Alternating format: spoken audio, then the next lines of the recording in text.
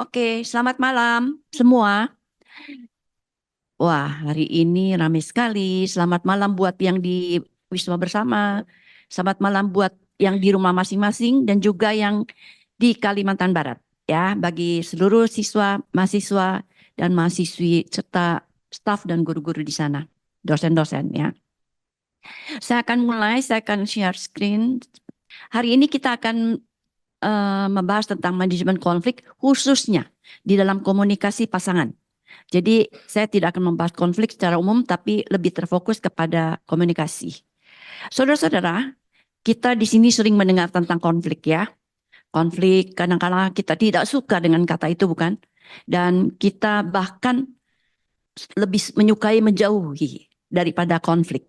Ya, sekarang kita akan mendengarkan dan juga mau belajar sebenarnya apa sih konflik itu?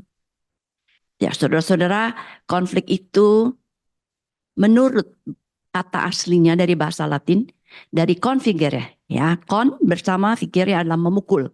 Jadi kalau dari arti kata ini seolah-olah seperti negatif ya, bersama-sama memukul, kira-kira gitulah ya. Dan dari Kamus Besar Bahasa Indonesia, arti konflik adalah percekcokan, perselisihan, pertentangan, suatu yang kadang-kala kita tidak inginkan bukan terjadi di dalam kehidupan kita. Ada banyak definisi tentang konflik. Salah satunya yang saya ambil di sini adalah dari seorang yang bernama Alo Liliveri mengatakan konflik itu adalah bentuk pertentangan alamiah yang berasal dari individu ataupun kelompok karena perbedaan kepercayaan, sikap, kebutuhan, dan nilai-nilai yang berlaku. Nah, saudara-saudara, kalau saya boleh tanya di sini, siapa yang tidak pernah mengalami konflik dalam hidupnya? Semua berdosa ya. Jadi semua pernah mengalami konflik. Untuk yang pasangan, ada nggak yang tidak pernah mengalami konflik di dalam keluarganya? Nggak kedengeran sih suaranya ya. Kalau ada yang mengatakan saya nggak pernah konflik, jangan-jangan rumahnya di mana salah satunya gitu ya. Tidak tinggal satu rumah kali ya. Kira-kira seperti itulah ya. Jadi konflik itu adalah bisa terjadi di mana saja, kapan saja, dan kepada siapa saja. Tidak ada seorang pun yang imun terhadap konflik. Tidak ada keluarga yang tidak pernah konflik. Ya kalau dia bilang saya tidak pernah konflik, wah jangan-jangan memang dia nggak sama-sama lagi keluarganya ya. Jadi tidak berselisih dengan keluarganya. Konflik ini dikatakan tadi terjadi karena adanya perbedaan. Baik pribadi yang berbeda, latar belakang, dan juga adat istiadat yang berbeda. Kalau demikian, maka kalau kita yang mau mencari pasangan nih, yang belum punya pasangan, cari yang sama dong ya, jangan cari yang berbeda gitu kira-kira. Supaya tidak terjadi konflik, supaya tidak berbeda dan tidak terjadi konflik, maka kita cari yang sama. Begitukah? Sama apanya? Agamanya sama, betul. Bukan berarti semuanya sama ya.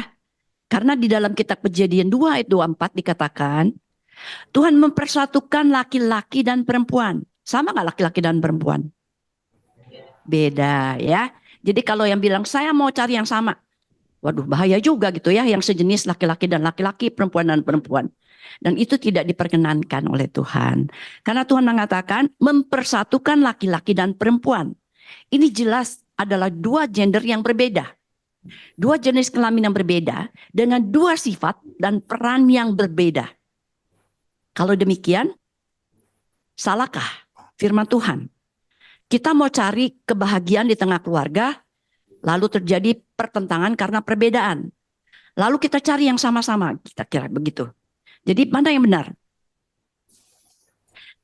Ada perbedaan, lalu timbul konflik. Kalau gitu ngapain cari konflik dalam keluarga? Kira-kira seperti gitu kah? Nah ya, nanti kita lihat pandangan-pandangan, beberapa pandangan dari para ahli tentunya ya. Pandangan yang pertama adalah mengatakan konflik adalah suatu yang negatif, kekerasan dan destruktif, merusak gitu ya. Ini satu pandangan. Lalu ada pandangan yang lain. Ini perhatikan dulu ya. Yang pertama adalah suatu yang negatif, kekerasan, mengandung kekerasan, dan bersifat destruktif, artinya merusak. Kemudian yang kedua, kita melihat bahwa pandangan konflik itu adalah suatu yang wajar dan biasa, bisa menjadi destruktif ataupun konstruktif. Jadi menurut Bapak, Ibu, dan saudara-saudara sekalian, para mahasiswa-mahasiswi, mana yang menurut kamu, pandangan mana yang paling tepat? Yang pertama atau yang kedua? Yang kedua. Ada yang pertama? Tidak ada. Oh iya. Tidak ada yang pertama ya. Ya. Pintar-pintar semua ya sekarang. Memang pandangan yang pertama ini adalah pandangan yang tradisional ya. Kalau orang-orang dulu menganggap bahwa kalau konflik itu pasti negatif, pasti bersifat merusak gitu ya. Tapi kemudian berkembang di dalam pandangan yang lebih modern. Konflik itu adalah sesuatu yang wajar dan biasa. Bisa mengakibatkan merusak, tapi bisa bersifat membangun. Jadi saudara-saudara, ini konflik yang modern. Nah, sekarang berkembang lagi satu pandangan, ya. Pandangan intraaksionis mengatakan, mari kita ciptakan konflik. Kenapa? Karena situasi damai menciptakan suasana yang statis, tidak aspiratif, apatis, dan tidak kreatif. Nah, pandangan yang seperti ini disebut dengan biasanya digunakan untuk manajemen konflik gitu ya. Jadi sengaja diciptakan konflik supaya orang bisa bangkit kreativitasnya. Tapi tentu ada bahayanya ya. Kalau tidak digunakan secara benar, maka ini bisa mengakibatkan kerusakan, destruktif tentunya. Konflik perlu dilakukan secara efektif. Tapi memang tidak semua konflik itu baik.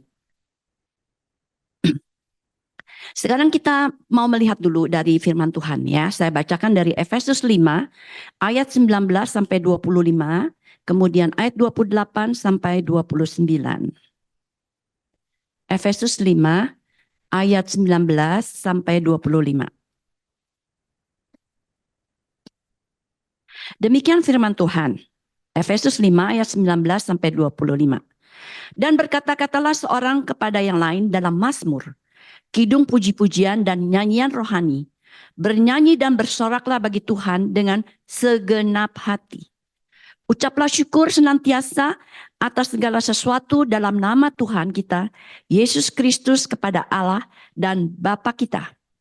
Dan rendahkanlah dirimu seorang kepada yang lain di dalam takut akan Kristus. Ayat 22. Hai istri, tunduklah kepada suamimu seperti kepada Tuhan. Karena suami adalah kepala istri, sama seperti Kristus adalah kepala jemaat. Dialah yang menyelamatkan tubuh. Karena itu, sebagaimana jemaat tunduk kepada Kristus, demikian jugalah istri kepada suami dalam segala sesuatu. Hai suami, kasihilah istrimu, sebagaimana Kristus telah mengasihi jemaat dan telah menyerahkan dirinya bagimu. Saya lanjutkan ya, 26, 27, 28 sampai 29 sampai 31. Untuk menguduskannya sesudah ia menyucikan dengan memandikannya dengan air dan firman.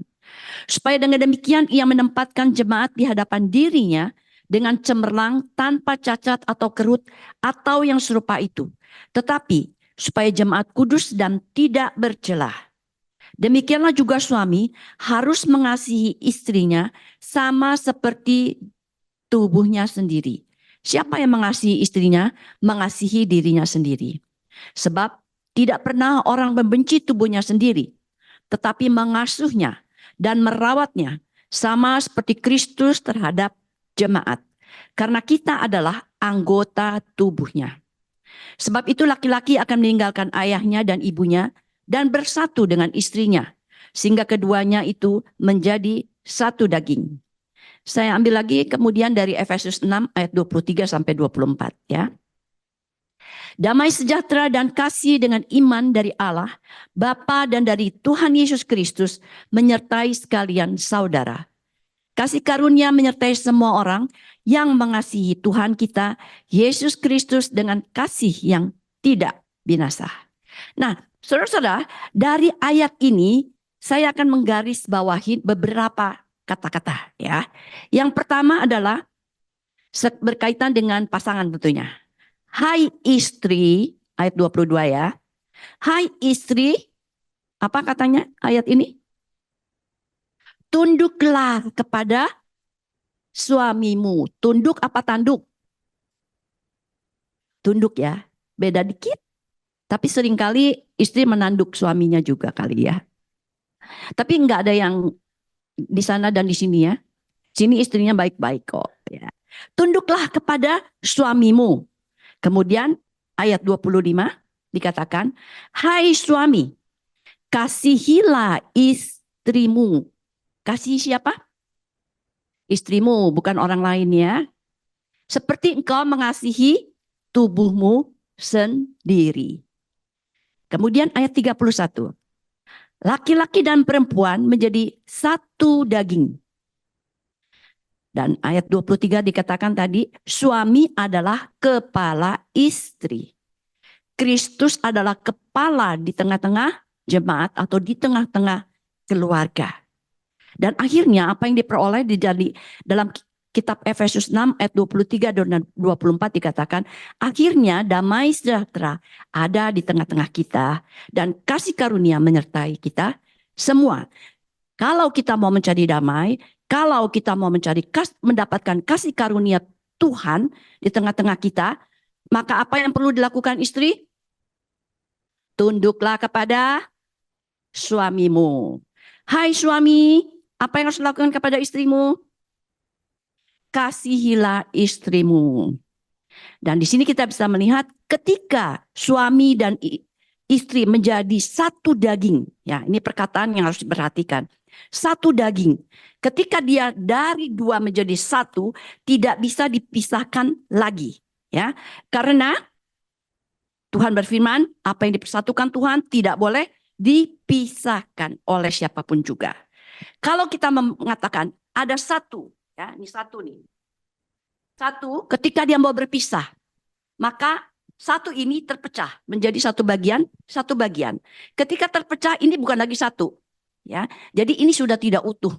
Oleh sebab itu, suami dan istri memang tidak bisa dipisahkan oleh apapun juga, karena dia sudah menjadi satu daging. Kalau dipisahkan, maka dia tidak menjadi satu manusia yang utuh lagi, karena menjadi sebagian, dan ini menjadi sebagian lagi. Nah, saudara-saudara, pernikahan adalah hubungan yang paling bernilai, juga yang paling sulit. Ya. Di sini kita bisa melihat bahwa dalam keluarga kemungkinan paling besar mengalami konflik dan kesedihan. Semakin dekat, semakin konflik. Nah, kalau udah baca gini, yang belum menikah, mau menikah nggak? Mau menikah nggak? Tetap mau ya? Berarti bersiap untuk masuk mengalami konflik dan kesedihan. Saudara-saudara, mungkin yang diperhatikan pertama adalah pernikahan adalah hubungan yang paling bernilai. Kenapa paling bernilai?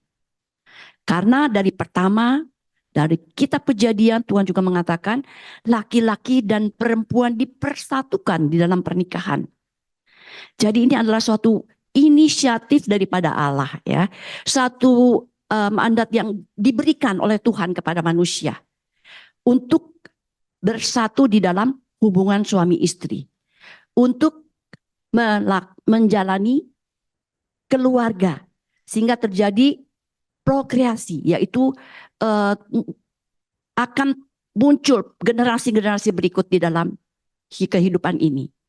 Kalau demikian ya, kalau dikatakan ini satu bernilai, kenapa? Karena kalau di dalam keluarga ini menghasilkan orang-orang yang baik dan benar, maka dia akan mempengaruhi lingkungannya, gerejanya, bangsanya, masyarakat luas.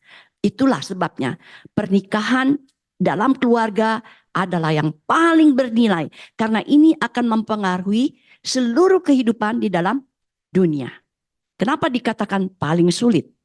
Wah, paling sulit ya. Kalau menurut kamu paling sulit berkeluarga atau bekerja atau apa? Di sini paling sulit dikatakan. Kenapa? Karena kemungkinan paling besar mengalami konflik dikatakan ya. Paling sering terjadi konflik ketika ada di dalam keluarga. Dan ketika ada konflik pasti akan muncul kesedihan-kesedihan. Tapi bukan cuma kesedihan, pasti ada tawa juga, ada suka. Ya. Dikatakan semakin dekat, semakin konflik. Kenapa? Karena semakin tahu jeleknya pasangan kita. Kalau masih pacaran semua manis-manis, bagus-bagus ya. Pengen deket terus, pengen ketemu terus gitu ya. Tapi begitu sudah menikah, tahulah keburukannya. Makin tahu lagi apa yang tidak baik dari pasangan kita. Makinlah terjadi konflik. Ya, saudara-saudara, dari apa yang dikatakan ini dalam kehidupan kita ada masalah, ada konflik yang selalu pasti ada. Kalau demikian, keluarga pasti tidak bahagia dong. Katanya keluarga akan pasti mengalami konflik dan kesedihan. Adakah keluarga yang bahagia kalau demikian? Kalau tidak bahagia, ngapain berkeluarga? Kalau mencari kesedihan, ngapain berkeluarga? Apakah demikian?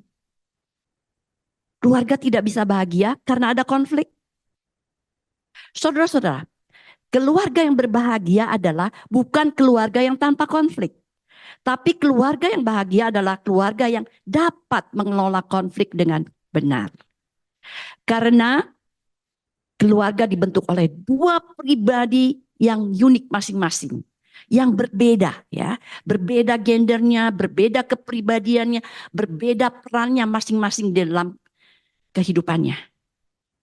Juga berbeda dengan selera, pola pikir, nilai-nilai yang dianut. Nah, ketika satu masalah datang, tentu setiap orang dalam pasangan hidup kita juga akan cara pandangnya berbeda-beda. Nah, saudara-saudara, dari hasil survei ya, kita melihat memang banyak sekali permasalahan yang harus dihadapi di dalam keluarga. Yang biasanya kita jumpai apalagi dalam keluarga yang baru gitu ya. Masalah pertama yang diributkan selalu adalah masalah apa? Keuangan. Keuangan karena baru membangun keluarga ya. Masalah pekerjaan. Masalah pelayanan. Masalah keluarga. Antar orang tua dengan anak, kemudian antara anak dengan orang tua dan mertua gitu ya. Lalu masalah dengan anak-anak, dari hal yang sepele sampai dengan hal-hal yang besar tentunya. Itulah masalah-masalah di dalam keluarga. Hal-hal yang sepele, misalnya kalau mau tidur ada yang suka lampu nyala, ada yang tidak suka lampu. Kalau lampu nyala saya nggak bisa tidur.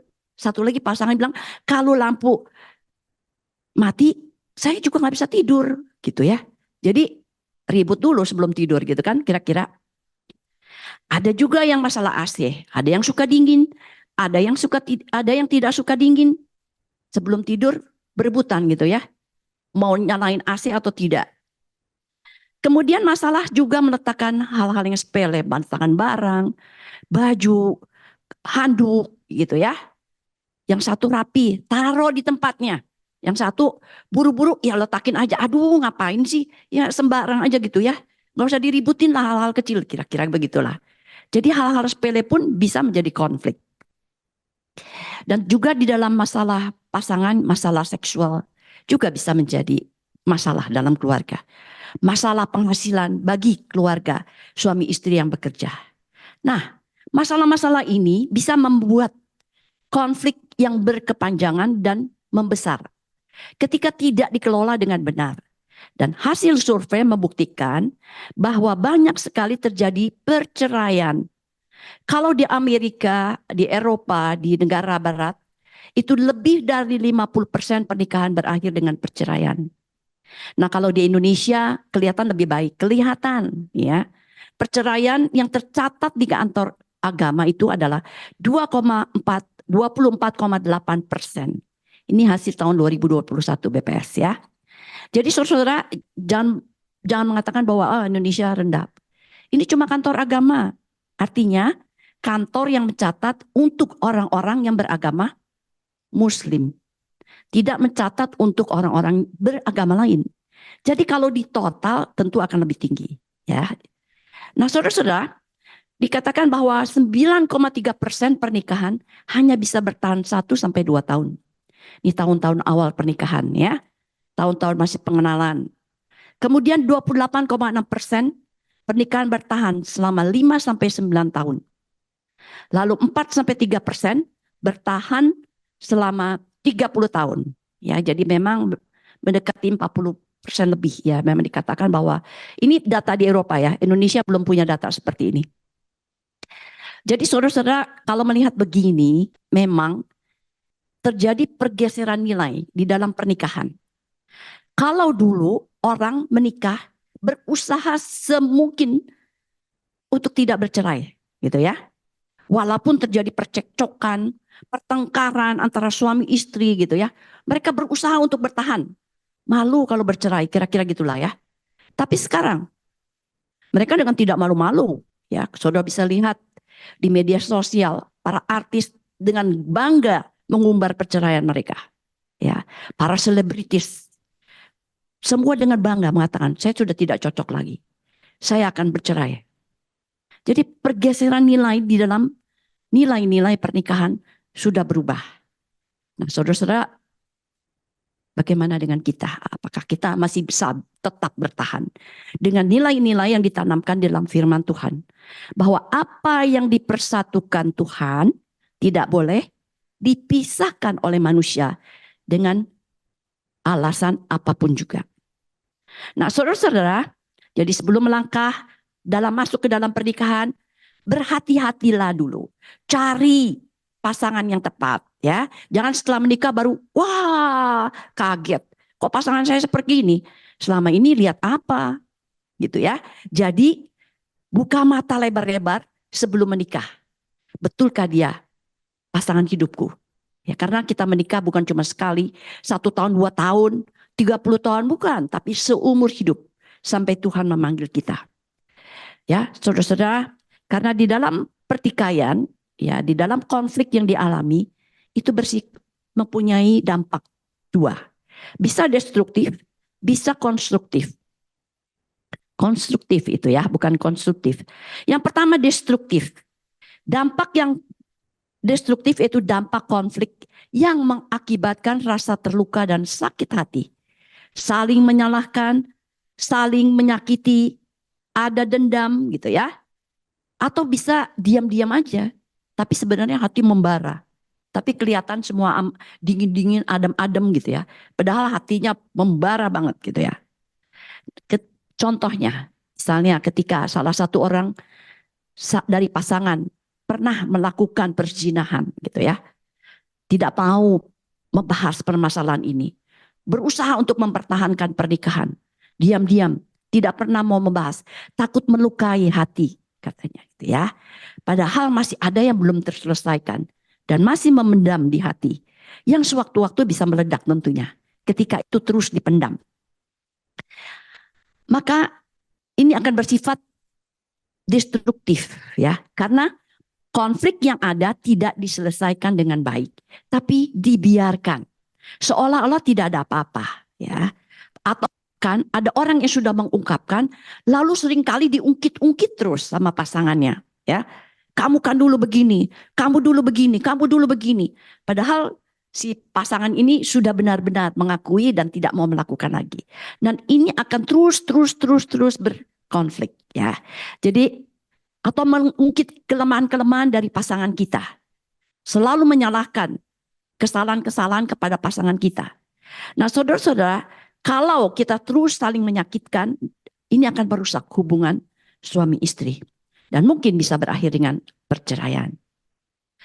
Kemudian yang berikut adalah dampak konflik bukan hanya destruktif, tapi bisa konstruktif, bisa membangun untuk pertumbuhan.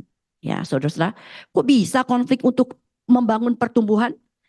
Kalau melalui konflik kita bisa saling mengenal, dapat lebih mengenal lebih dalam dan menerima kepribadian dari pasangan kita masing-masing.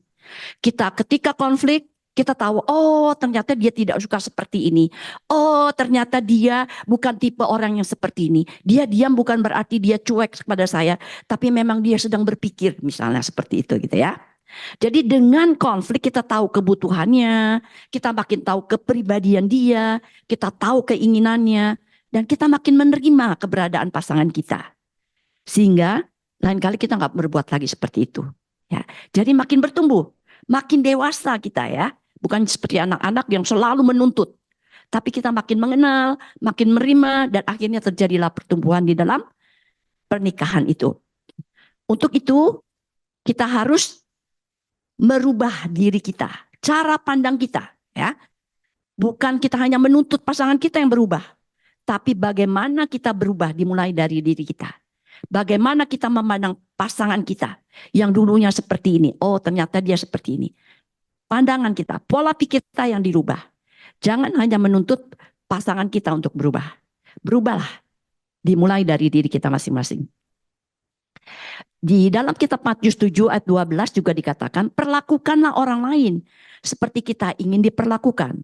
Ya, Matius 7 ayat 12 mengatakan, segala sesuatu yang kamu kehendaki supaya orang berbuat kepadamu, perbuatlah demikian juga kepada mereka. Itulah isi seluruh hukum Taurat dan kitab para nabi. Jadi saudara-saudara, konflik bukanlah krisis, tetapi kesempatan untuk berkembang. Ketika kita bisa mengelola konflik dengan benar. Nah saudara-saudara, saya ada contoh untuk satu pasangan. Ini pasangan yang ironis sekali gitu ya. Karena pasangan ini kelihatan harmonis. Orang melihat semua baik-baik kelihatannya gitu ya. Semua kelihatan dia pasangan ini tidak pernah ribut, aman-aman, damai-damai, anak-anaknya baik gitu ya. Lalu setelah mereka menikah 30 tahun, tiba-tiba sang istri minta bercerai. Wah, suami kaget gitu ya.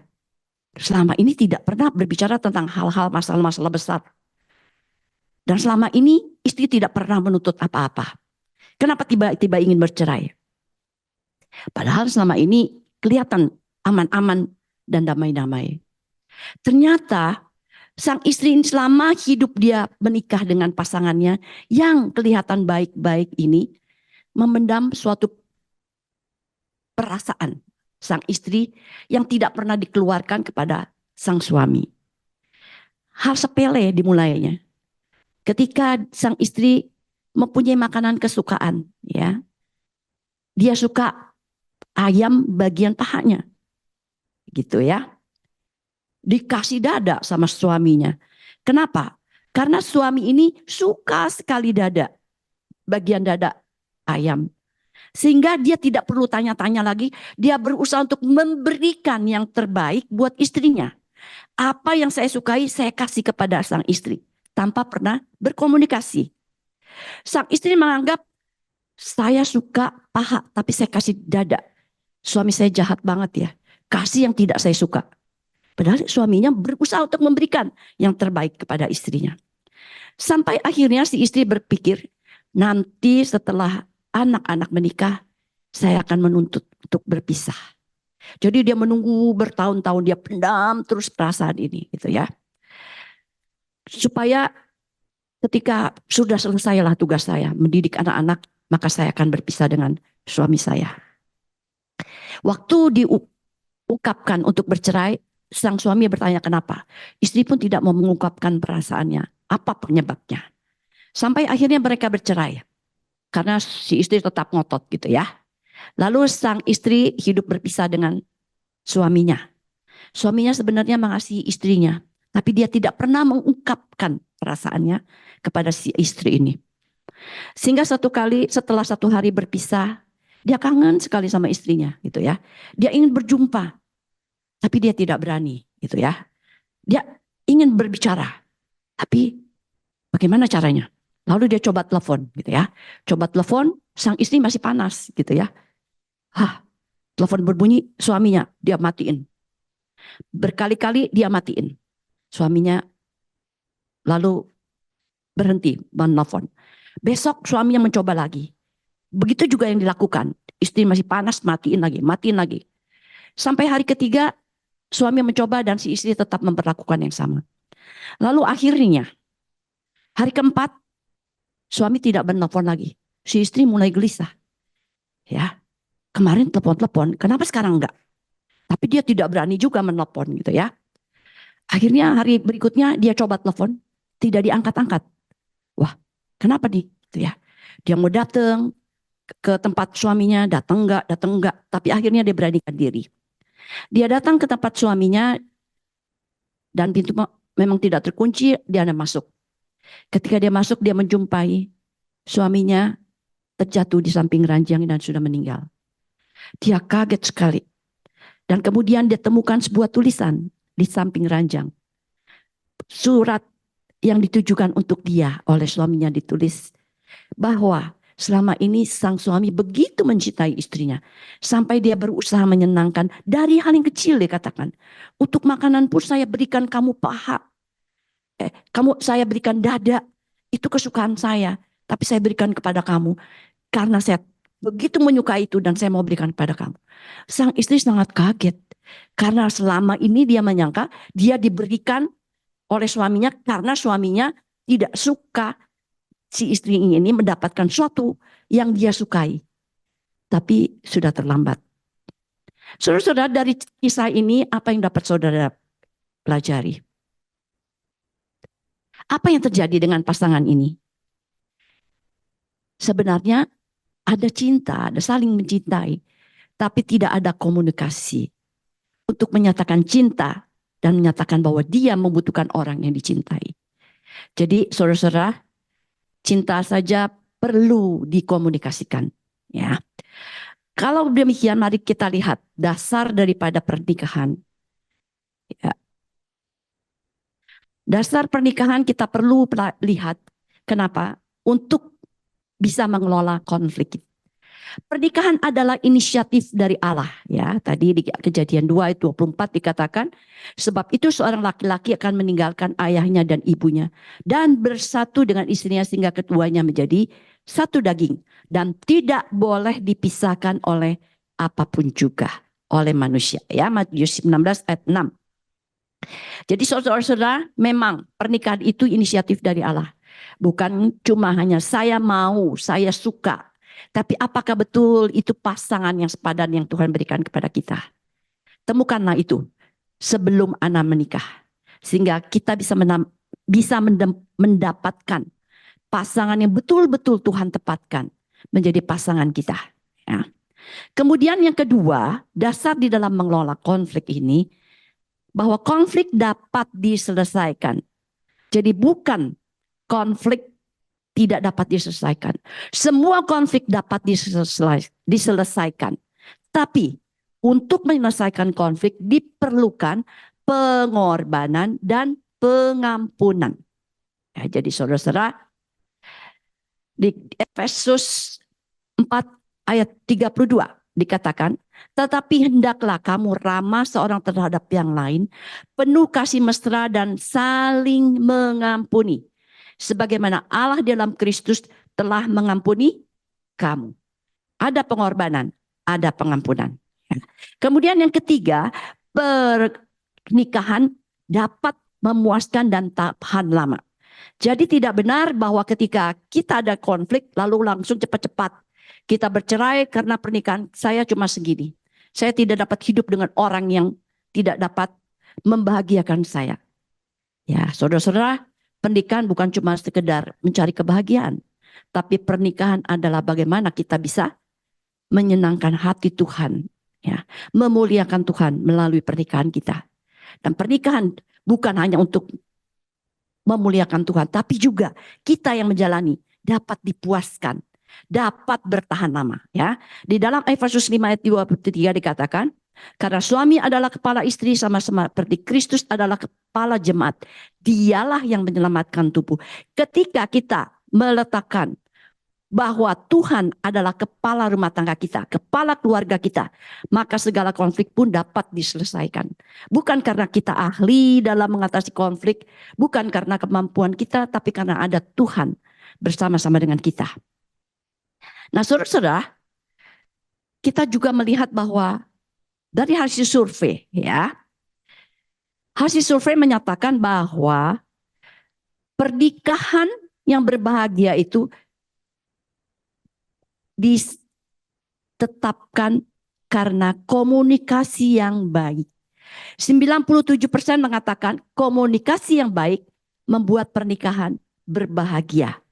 Jadi memang masalah utama di dalam pernikahan adalah komunikasi, bukan perbedaan. Kenapa? Karena melalui perbedaan, kalau dikomunikasikan, maka perbedaan itu bisa menyatukan. Ya, jadi bukan berarti sama, tapi bisa menyatukan perbedaan sehingga konflik bisa diselesaikan. Jadi kemampuan berkomunikasi adalah penting bagi pernikahan yang memuaskan.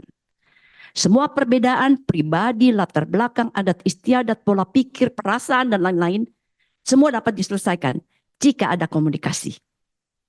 Saudara-saudara, saya akan memberikan gambaran tentang masalah konflik dan komunikasi. Ya, di sini kita melihat ada masalah, lalu ada pasangan laki-laki dan perempuan, ada komunikasi, ya, ada komunikasi berbicara, tapi tidak mengenai masalah. Masalah tidak pernah disinggung-singgung karena takut menyakiti, takut, ya, takut nanti malah membesar.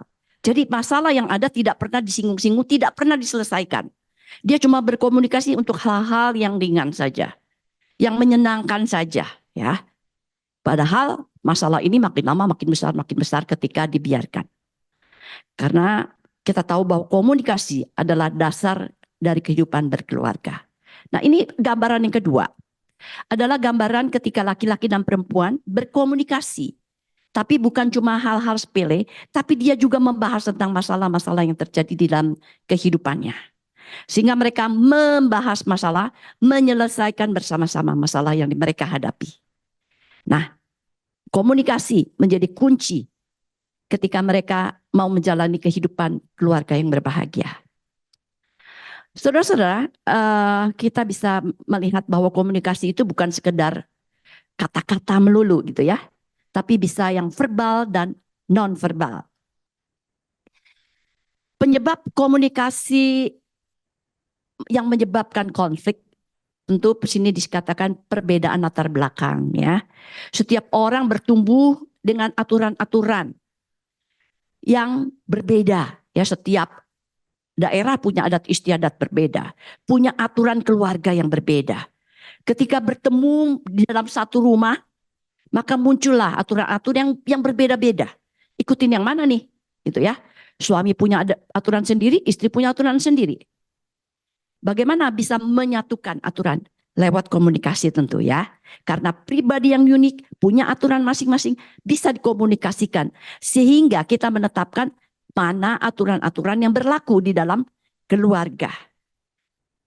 Jika demikian, aturan perbedaan latar belakang ini di dalam peraturan-peraturan yang dijalani bisa menimbulkan aturan-aturan baru yang sudah dirundingkan. Dan juga di dalam konflik kita perlu melihat bahwa mana yang penting dan mana yang tidak penting. Jangan selalu semua diributkan tentunya ya. Jadi yang konflik, misalnya satu daerah punya latar belakang suaranya agak keras-keras gitu ya. Suara berbicara keras-keras. Kalau lagi berbicara orang potong yang nggak masalah. Lumrah, umum ya. Siapa aja boleh buka. Siapa aja boleh mengeluarkan pendapat. Terbuka gitu ya. Tapi sang pasangan punya adat istiadat, kalau berbicara harus sopan. Harus pelan-pelan, tidak boleh keras-keras. Kalau keras itu menandakan kemarahan gitu ya. Apalagi kalau lagi bicara dipotong-potong di depan umum lagi. Wah, bisa tersinggung dia gitu ya. Nah, ini dua orang bertemu dengan latar belakang yang berbeda. Tentu akan terjadi, yang satu akan kalau tidak pernah dikomunikasikan, yang satu akan begitu dipotong lagi bicara, dia akan diam gitu ya. Karena biasa dia tidak pernah dipotong berbicara. Kalau dipotong artinya orang itu tidak dihormati atau tidak disetujui. Lalu diam, akhirnya pulang berkelahilah. Saya di keluarga kamu diperlakukan tidak hormat ya. Lah, apa yang tidak hormat? Gitu kan. Nah, ketika dikomunikasikan baru tahulah. Oh, ternyata dia punya latar belakang ini. Yang ini begini. Lalu mulailah, bukan berarti tidak dihormati, tetapi itu sudah menjadi kebiasaan di dalam keluarga kami. Gitu ya. Tapi kalau tidak pernah diungkapkan, dia marah sendiri, dendam sendiri. Akhirnya konflik itu kebawa ke rumah tentunya, gitu ya. Kemudian yang berikut adalah kepribadian yang negatif. Nah, ini tentu eh, permasalahan dalam kepribadian seseorang. Salah satu pasangan atau dua-duanya pasangan ya. Orang yang selalu berpikiran negatif terhadap orang lain. Apa saja yang dilakukan pasangan selalu salah ya. Ketika tidak berbicara merupakan bentuk komunikasi dengan banyak pesan negatif. Kenapa? Karena takut untuk disakiti. Nah, ini juga kurang baik ya. Kemudian yang ketiga adalah orientasi hanya untuk memenuhi kebutuhannya. Orientasinya hanya dirinya, tidak memperhatikan kebutuhan orang lain, tidak mau mendengarkan pendapat orang lain. Nah, tentu akan terjadi komunikasi yang mati ya. Saudara-saudara, kita melihat kemudian adalah kesalahan di dalam komunikasi. Kesalahan dalam komunikasi yang pertama adalah ketidakmampuan menyatakan dengan terus terang atau takut ditolak. Dan ini bisa juga karena kurang terampil dia menyatakan sesuatu yang diinginkan sehingga tidak dimengerti oleh pasangannya. Dia mau menyatakan sesuatu tapi ditangkap lain. Ya.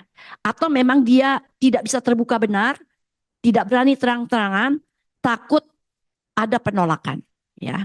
Contoh, ketika suami istri mau pergi berdua, ya, lalu sudah mau pergi, tiba-tiba sang istri bilang tunggu dulu. Kenapa? Suami bilang udah mau jalan nih, telat nih. Enggak, tunggu dulu sebentar. Loh, kenapa? Lalu dia masuk kamar. Mungkin suaminya pikir ada barang ketinggalan. Ternyata tidak. Lalu dia jumpai istrinya lagi nangis, gitu ya. Nangis di kamar. Loh, kenapa? Apa yang terjadi? Saya nggak ngapa-ngapain, kata suaminya gitu kan. Ternyata istrinya tersinggung tadi. Waktu dia berpakaian, suaminya mengatakan, kok kamu pakaiannya seperti itu, gitu ya. Dia tersinggung gitu ya.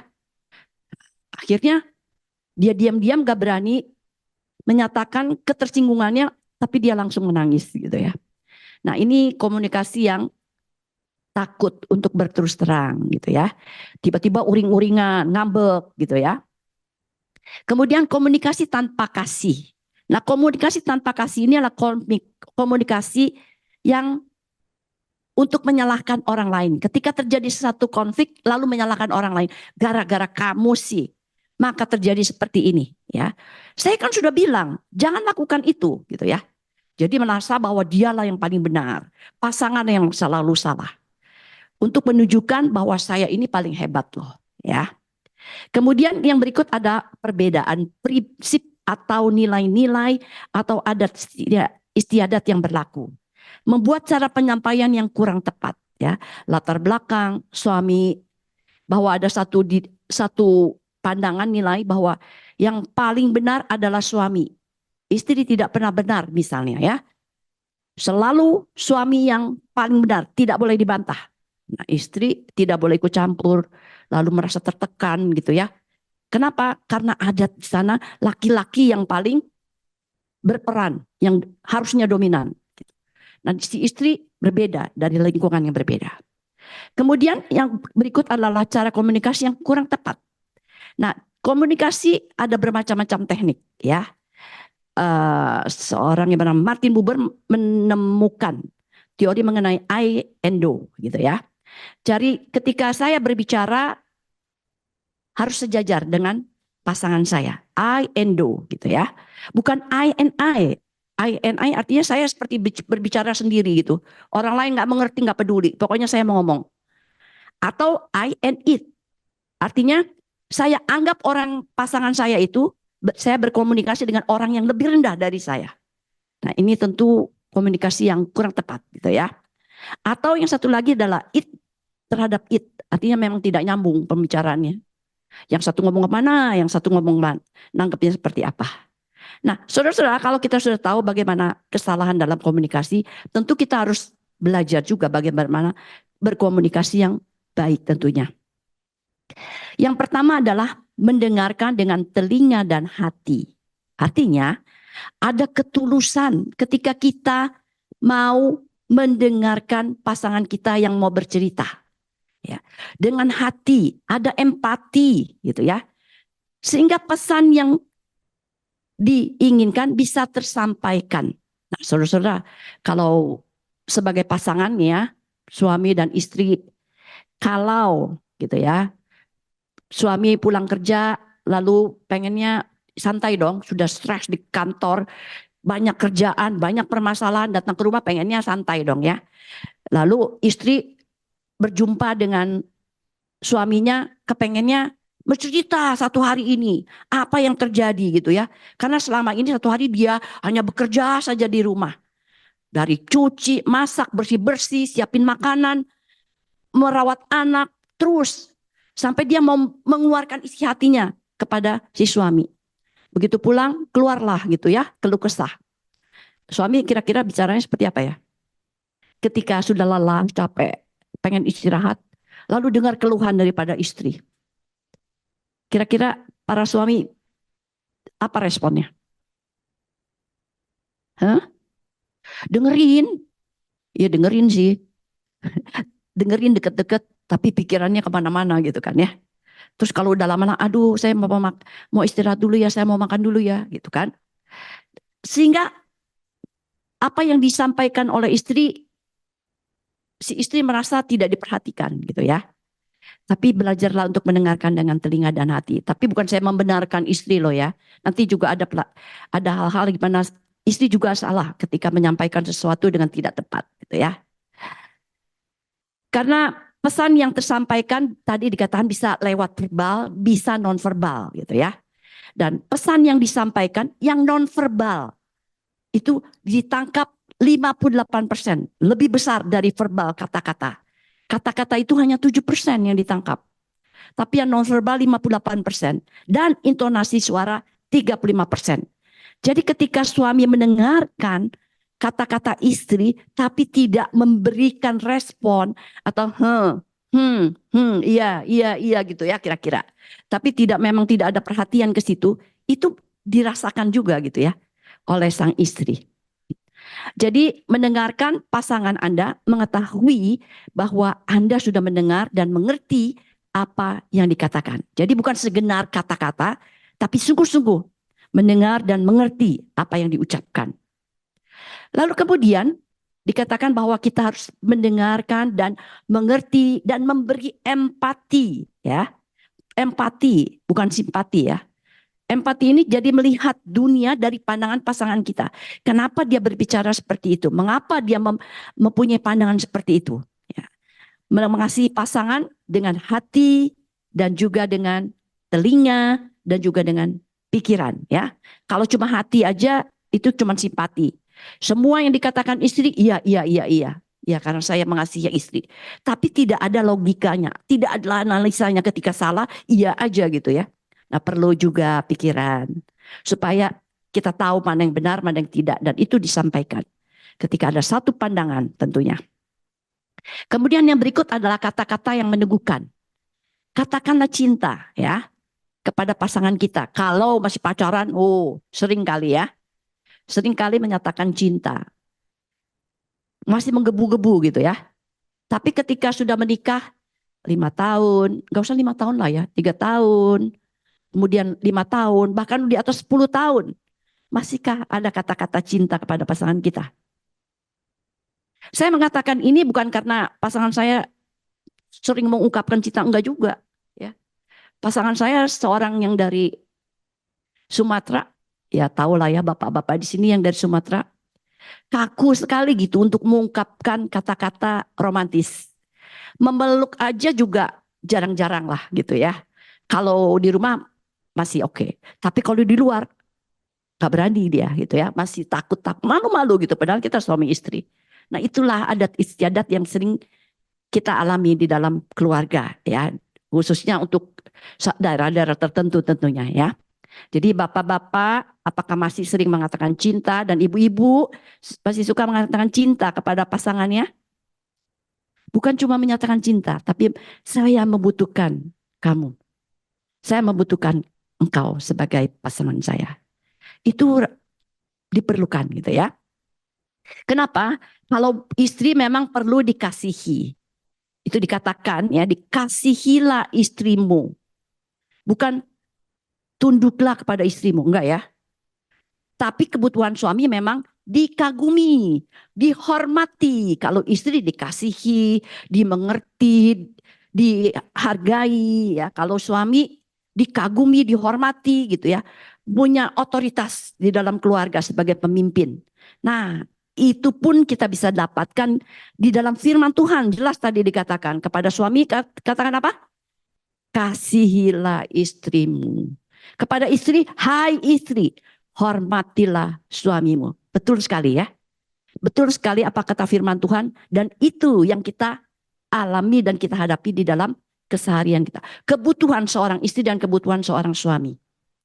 Kemudian kita bisa melihat bahwa menerima perbedaan antara dirimu dan pasanganmu. Kita adalah pasangan dari yang berbeda. Mungkin masih satu suku, pasti berbeda aturan di dalam rumah tangga. Apalagi berbeda suku, berbeda bangsa, ya. Makin lagi banyak perbedaan. Tapi bukanlah perbedaan yang harus menjadi konflik. Tapi bagaimana perbedaan itu bisa dikomunikasikan, bisa menyatukan dua perbedaan ini menjadi satu kesatuan, ya. Menerima keberadaan pasangan ini sangat penting. Hargailah perbedaan-perbedaan itu untuk kita memakai peran yang sesuai dengan keberadaan kita masing-masing. Perhatikan kebutuhannya, kebutuhan pasangan dan memenuhinya. Jangan melulu melihat perbedaan, tapi lihatlah apa yang bisa menyatukan kita. Ya, penuhilah kebutuhan pasangan. Kemudian yang berikut adalah perkataan. Katakan maaf, salah. Kemudian katakan terima kasih ketika mendapatkan sesuatu, sudah dibantu gitu ya. Nah, ini kelihatan sepele gitu ya, maaf. Kalau ke orang lain mungkin mudah kita katakan maaf ya, sorry ya, saya terlambat ya. Tapi kepada istri ketika terlambat pulang, pernahkah kita katakan maaf ya ma, saya terlambat pulang. Untuk orang-orang tertentu, buat pria umumnya rasanya gengsi gitu ya, mengatakan maaf. Tapi kita perlu juga mengungkapkan ketika memang betul-betul salah ya, katakanlah maaf. Karena melalui tindakan perkataan maaf ini kita menyadari bahwa tanggung jawab kita masing-masing. Ada tanggung jawab saya untuk tepat waktu misalnya, tapi datang terlambat, maka katakanlah maaf. Ketika saya melakukan kesalahan, mintalah maaf karena saya tahu saya salah, gitu ya. Bukan sekedar basa-basi ya, maaf tapi lakuin lagi, enggak gitu juga ya tentunya. Karena perkataan maaf dan terima kasih ini untuk memperbarui kedekatan pasangan dan memberi perasaan lega bahwa semua sudah berjalan baik.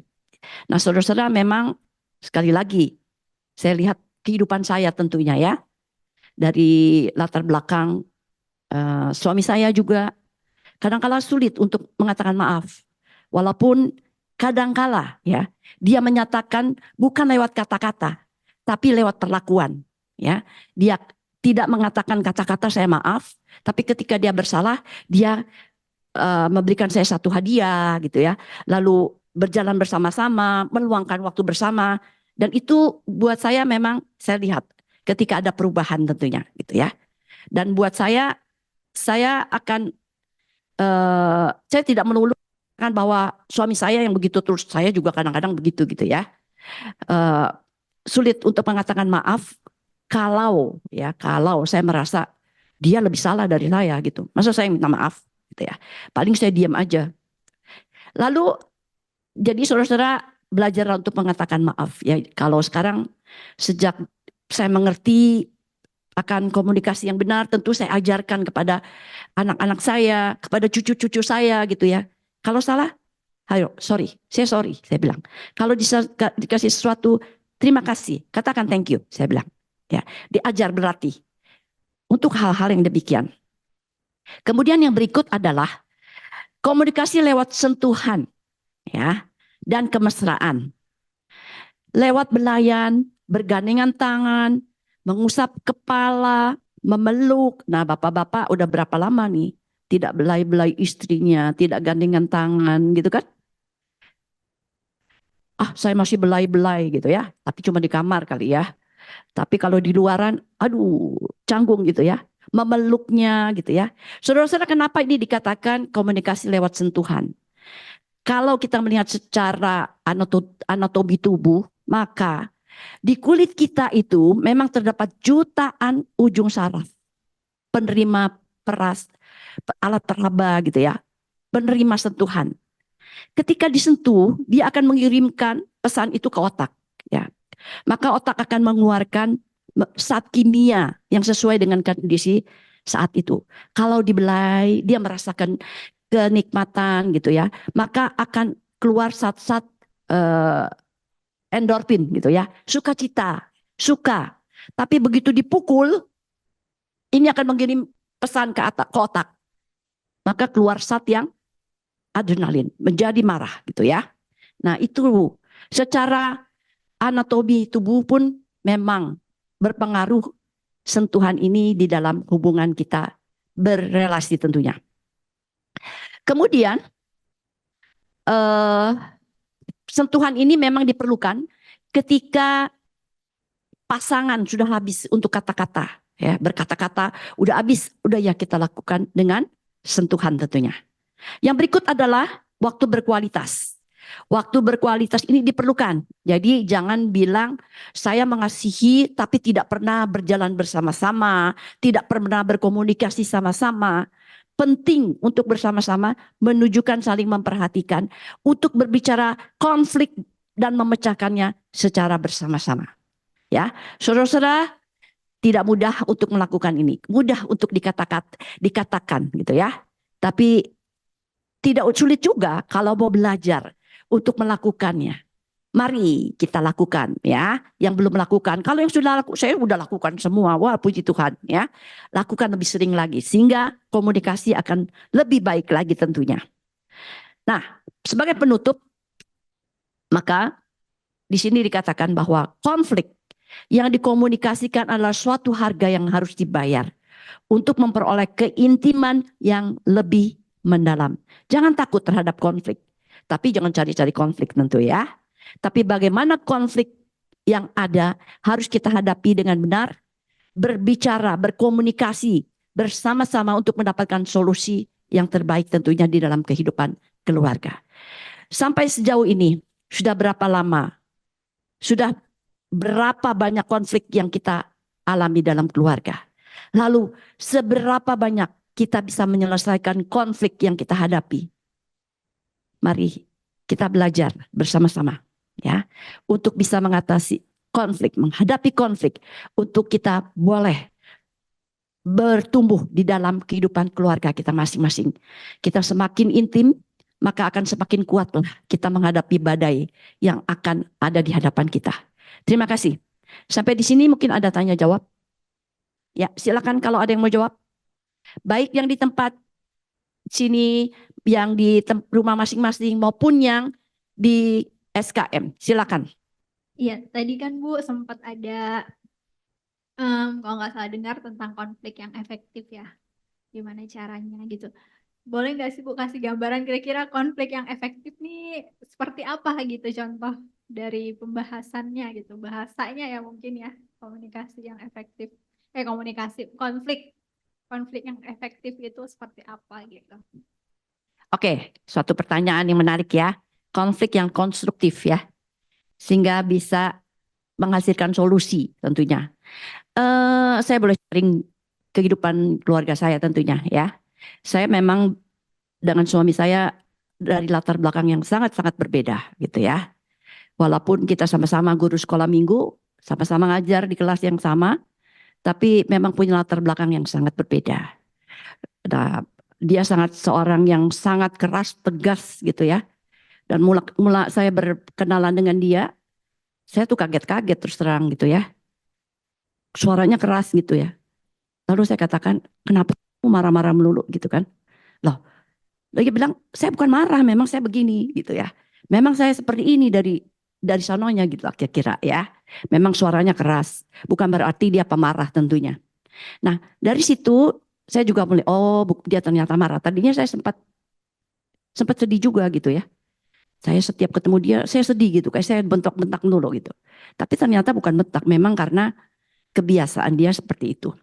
Lalu suatu kali, waktu kami baru menikah, tentu kita juga masih saling mengenal ya. Lalu saya dia ulang tahun gitu. Dia ulang tahun lalu saya diam-diam memberi bunga. Ceritanya mau romantis gitu ya. Saya beli bunga, saya taruh di ruang tamu. Lalu dia bangun, dia kaget. Hah? Kok ada bunga katanya? Kamu jangan malu-maluin saya ya katanya. Loh, saya beli bunga kok malu-maluin gitu kan? Ternyata dia memang tidak pernah dirayakan ulang tahunnya. Saya mula-mula kaget juga dan orang mau kasih surprise, senang kok dia marah-marah gitu kan. Ternyata karena memang di keluarganya tidak pernah dirayakan. Jadi saya belajar mengenal latar belakang keluarga dia ya. Lalu juga satu hal lagi yang saya ingat banget, kalau saya kerja dia kerja gitu ya. Jadi kalau siang saya suka telepon, Pak sudah makan belum? Mestinya udah atau belum gitulah kira-kira. Ya saya lalu dia bilang lain kali jangan tanya begitu ya. Lah kenapa? Saya nggak boleh tanya. Bukan. Saya tidak suka ditanyanya seperti itu. Karena dia merasa saya kayak anak kecil aja suruh makan-makan gitu loh. Nah, kok begitu ya? Padahal maksud saya cuma menanyakan gitu. Sudah makan atau belum? Seolah-olah memberi perhatian lah kira-kira. Tapi buat dia itu menganggap dia seperti anak kecil. Ya. Jadi memang perbedaan-perbedaan ini ketika kalau dia diam aja dia marah, saya marah kan, gitu kan. Tidak tahu salah saya di mana dan dia juga tidak memberitahu gitu ketidaksukaannya dia. Tapi satu hal yang penting adalah memang komunikasi. Dan saya bersyukur bahwa Pak Bigman ini seorang yang terbuka sekali. Apapun yang ada di pikirannya dia katakan. Gitu. Tidak ada yang tersembunyi. Jadi memang itu sifat dia gitu ya. Dan saya banyak belajar dari dia. Saya seorang yang agak tertutup gitu ya. Tapi saya belajar untuk lebih membuka diri. Nah hal ini sesuatu yang konstruktif. Dia belajar untuk meredam misalnya yang meledak-ledak gitu ya. Saya belajar untuk lebih terbuka. Sehingga kita makin bertumbuh di dalam pernikahan itu. Saling mengisi satu dengan yang lain. Jadi kalau dikatakan menikah cari persamaan, salah besar. Ya, bukan dengan orang yang sama maksudnya. Bukan cari persamaan tapi cari orang yang sama-sama, punya hobi sama, punya kebiasaan yang sama, punya ini. Saya pikir kalau semua sama, aman-aman gitu ya. Maksudnya tidak ada perbedaan, rasanya dingin juga kali ya. Semua sama gitu ya. Tidak ada sesuatu yang mengejutkan gitu. Tapi karena saya berbeda satu dengan yang lain, saya bisa melihat bahwa kita saling mengisi satu dengan yang lain. Yang satu kekurangannya bisa kita tambahkan, yang satu kekurangan saya bisa ditambahkan oleh dia. Kita saling belajar satu dengan yang lain. Itu yang saya dapatkan ya. Jadi konflik yang konstruktif adalah konflik yang bertujuan untuk membangun dan pertumbuhan di dalam kehidupan keluarga kita. Bukan untuk saling menjatuhkan, tapi untuk kita menemukan satu kesatuan di dalam keluarga. Bukan saya menjadi dia dan dia tidak menjadi sama seperti saya. Bukan itu. Tapi kita menemukan satu pola yang bisa menyatukan kita. Yang buruk dikurangi dan yang baik kita belajar dari orang itu. Dan saudara-saudara kalau mengenal pertama kali Pak Bigman sampai terakhir saudara akan melihat perubahannya. Ya, dulu dia begitu keras gitu ya. Lama kelamaan dia malah lebih lembut. Kalau saya dulu begitu orang bilang lembut banget, sekarang saya menjadi keras gitu ya. Jadi ada keseimbangan gitu ya. Buat saya puji Tuhan ya. Melalui perbedaan ini kita bisa disatukan dan bisa saling belajar untuk bertumbuh satu dengan yang lain. Itu jelas ya. Jadi jangan cari orang yang sama ya. Apalagi sama sejenis, berbahaya. Carilah di mana ada perbedaan yang bisa menyatukan kita. Yang bisa membangun kita bertumbuh bersama-sama. Dan satu hal yang saya pelajari juga di dalam kehidupan keluarga saya adalah semangat dari suami saya untuk melayani itu juga harus saya bisa dapatkan ya, sehingga dia seorang yang tidak menyerah, tidak pantang mundur ketika dia tahu itu benar, dia akan jalani gitu ya, meskipun banyak hambatan ya. Kalau saya tipe orang yang melihat dulu gitu ya, melihat dulu kalau sudah pasti baru saya jalan gitu. Nah ini kita saling mengisi tentu satu dengan yang lain. Cuman kan Bu, mungkin kalau misalnya tadi kan dengar kayaknya enak aja gitu ya kalau ibu dan bapak tuh kayak benar-benar bisa klop, yang satu bisa menyeimbangkan yang lainnya gitu kan. Tapi kadang nggak tahu ya Bu, cewek itu kadang kan terlalu apa ya? Kita mungkin kita kangen aja tuh bahasa kita tuh nggak kita sampaikan secara langsung. Aku kangen sama kamu gitu kan, pasti ada drama-dramanya dulu. Sedangkan kadang cowok tuh nggak peka kan gitu Bu, nggak peka dengan apa nih komunikasi yang kita mau sampaikan kepada dia gitu. Nah, jadi kan ujungnya konflik di situ gitu. Nah, em, itu sebenarnya yang kadang buat bingung kali ya. Dan bersyukur kalau misalnya dalam hubungan itu bisa berlanjut terus gitu. Jadi saling belajar lagi. Tapi kan ada banyak yang ujung-ujungnya gagal karena yang satunya merasa tidak dihargai, yang satunya nggak peka jadi capek sendiri gitu ya. Udahlah akhirnya udahlah selesai aja gitu. Itu sih Bu mungkin. Ya, memang kelihatannya mudah gitu ya. Saya mengatakan ini sepertinya pernikahan saya mudah-mudah sekali, enggak juga ya. Jadi kita jalani bersama-sama satu komitmen yang penting bahwa kita mau berjalan bersama-sama. Walaupun ada kesulitan ya, jadi saya nggak menguraikan bagaimana kesulitan saya, konflik saya yang sangat cukup dalam banyak gitu ya. Tapi bagaimana melalui konflik itu kita bisa saling mengenal.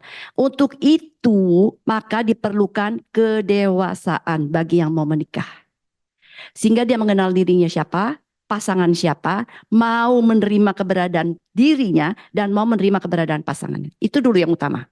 Kalau tidak dewasa, maka seringkali terjadi perpisahan.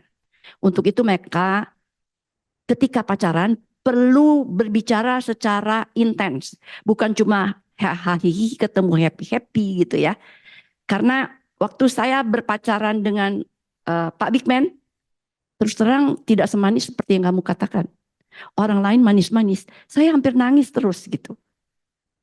Banyak bentrokan karena banyak perbedaan. Tetapi karena dia terbuka, dia orang yang terbuka sekali, ketika saya menjalani pernikahan, masuk ke dalam pernikahan, itu lebih mudah. Bukan berarti tidak ada konflik. Karena saya tahu siapa dia. Dia ceritakan tentang masa lalu dia tidak menutup-nutupi keberadaan dia. Dan saya tahu, jadi lebih mudah memasukinya. Daripada kita semua pacaran manis-manis gitu ya, baik-baik. Begitu ketemu menikah kaget. Loh, kok kamu begini ya? Nah gitu ya. Jadi belajarlah untuk terbuka satu dengan yang lainnya. Untuk bisa mengenal, saling mengenal satu dengan yang lainnya.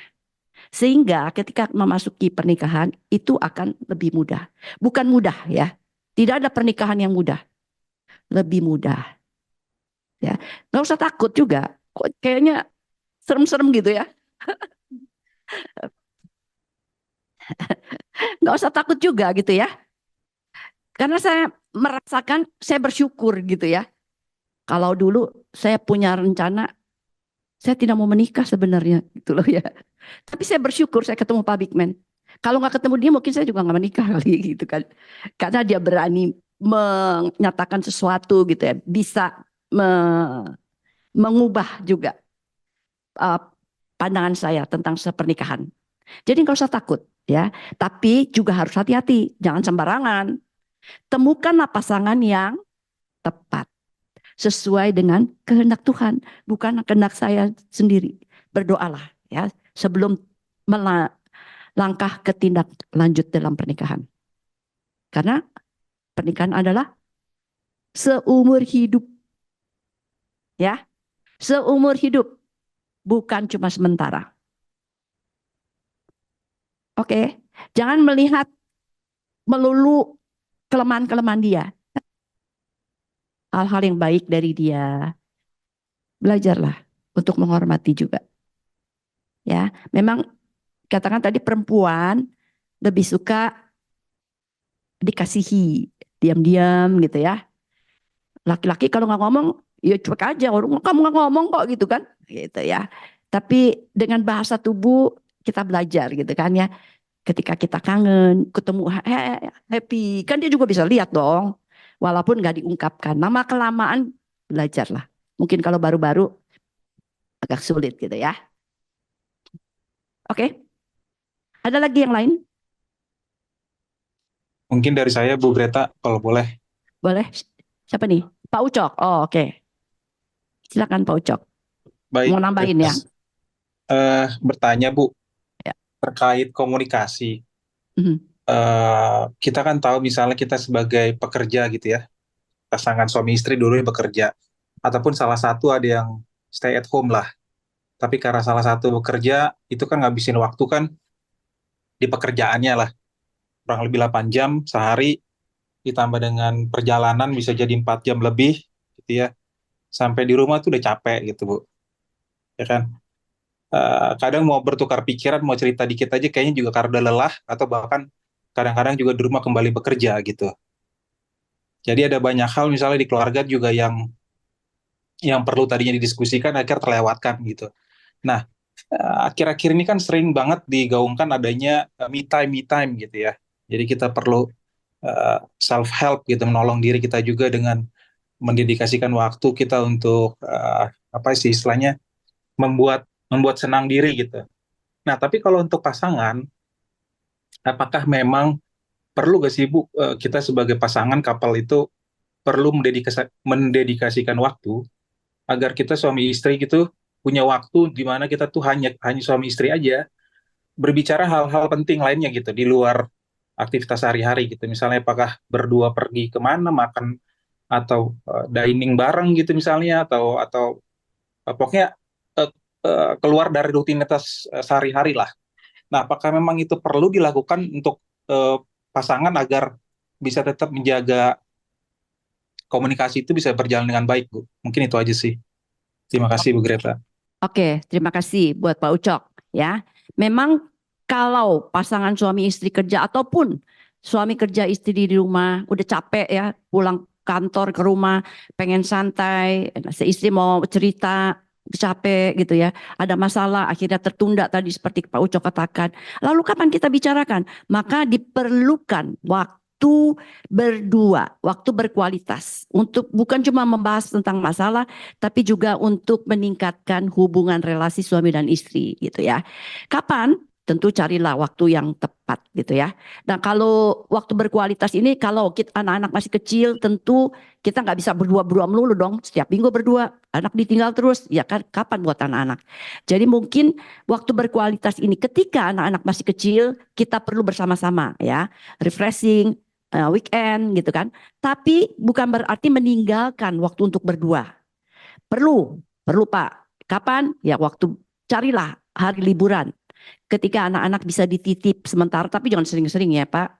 Ya untuk waktu-waktu khusus tentunya perlu waktu berdua membahas hubungan suami istri, masalah anak. Ya kalau bisa sih waktu refreshing itu nggak usah sebutin tentang masalah-masalah yang melulu masalah. Tapi bagaimana kita bisa meningkatkan hubungan relasi yang lebih intim lagi tentunya berdua.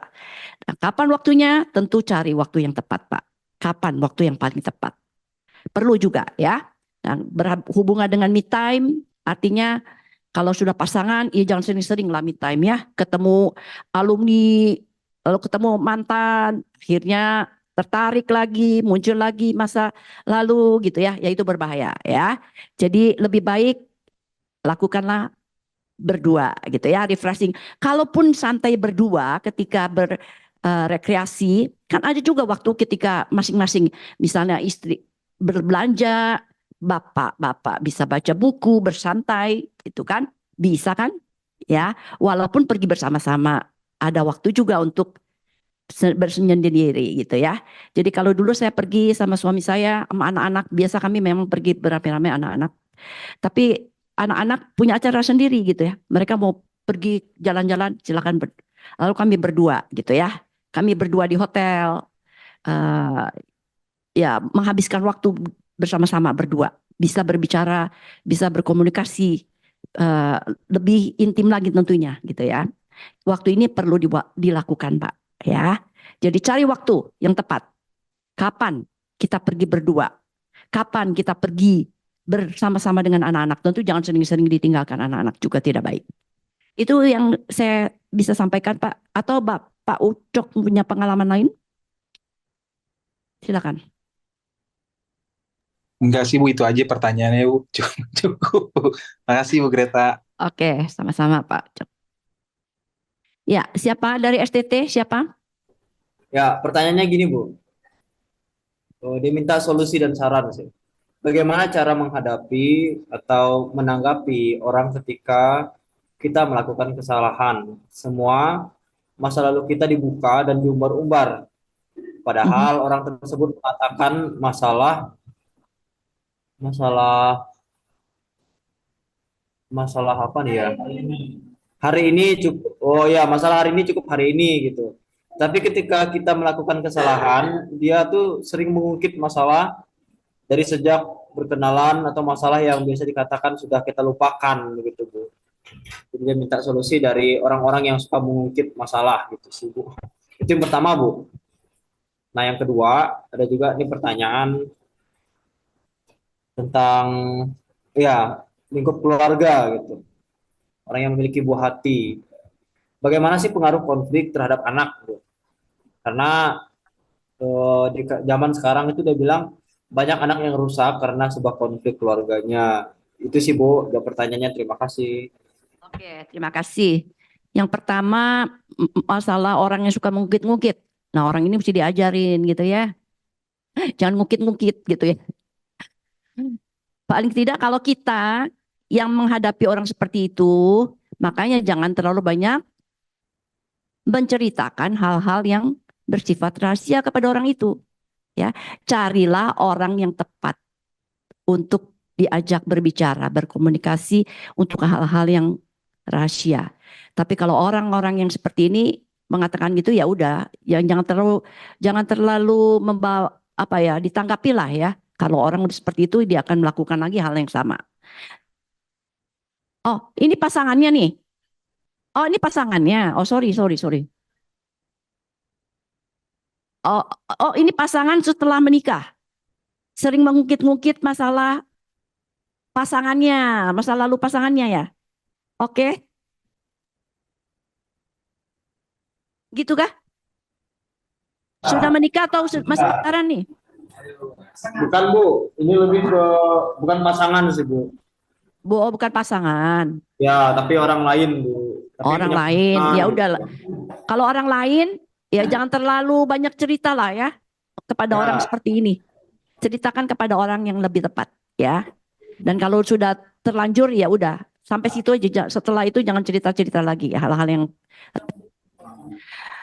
Oke. Kemudian yang kedua, tapi kita jangan sampai menjadi orang seperti gitulah ya. Jangan kita menjadi orang yang suka ngukit-ngukit masa lalu orang. Kemudian yang berikut tadi orang tua yang konflik terhadap anak. Nah, ini memang akan berdampak sekali terhadap anak-anak. Apalagi kalau orang tuanya mengalami kekerasan, ya. Bukan kekerasan saja. Kalau konflik secara verbal aja itu sangat berpengaruh, ya. Jadi kalau kita sebagai pasangan ada perselisihan atau konflik, jangan di depan anak-anak, ya. Carilah tempat yang berdua saja. Jangan di muka anak-anak, karena itu akan berdampak negatif. Itu akan berpengaruh kepada anak-anak di masa yang akan datangnya. Kenapa? Karena itu akan menjadi di bawah alam sadar dia akan menyimpan hal-hal yang menjadi trauma buat dia, ya. Nanti bisa berdampak yang tidak baik atau negatif.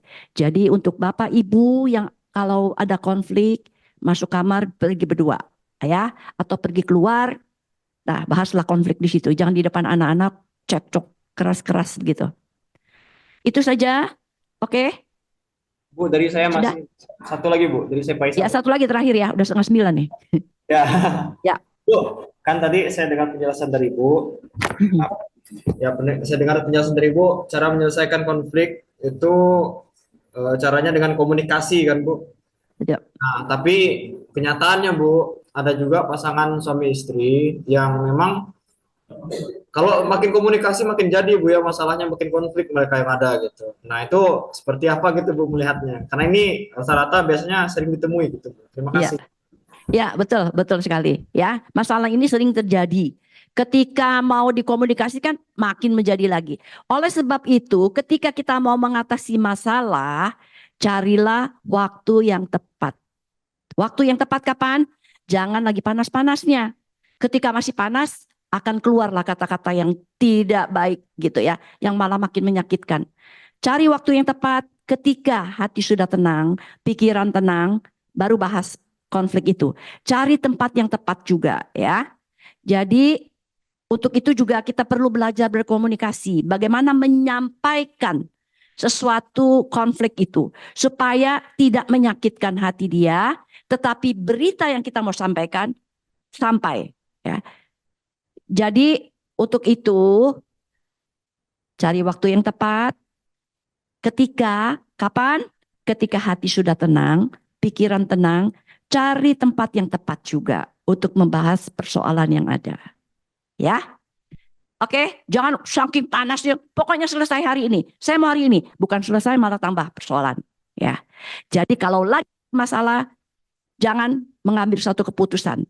Jika ada masalah, berikan ketenangan, sikap, ambil waktu teduh, waktu tenang, berdoa sama Tuhan, baru kita bahas masalah yang ada.